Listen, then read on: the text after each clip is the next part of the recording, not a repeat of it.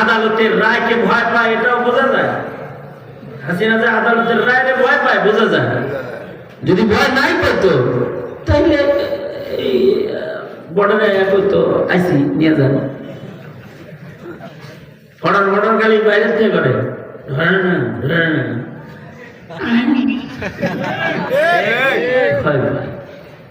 বোঝা যায়। দলকে ভয় পায়, নেতারে ভয় পায়, বোঝা যায়।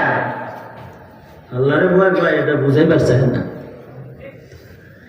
মানুষের জীবনে সবচেয়ে যে ভয়টা বেশি প্রকাশ করতে হয় সেটা কার ভয়? যারা বলেন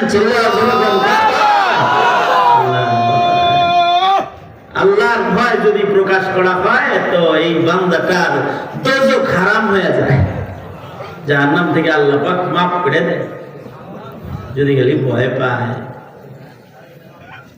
আপনি যদি কাউকে ভয় করেন তাহলে তার দয়া মায়া পাবে না। আমি এটা বুঝাইবা।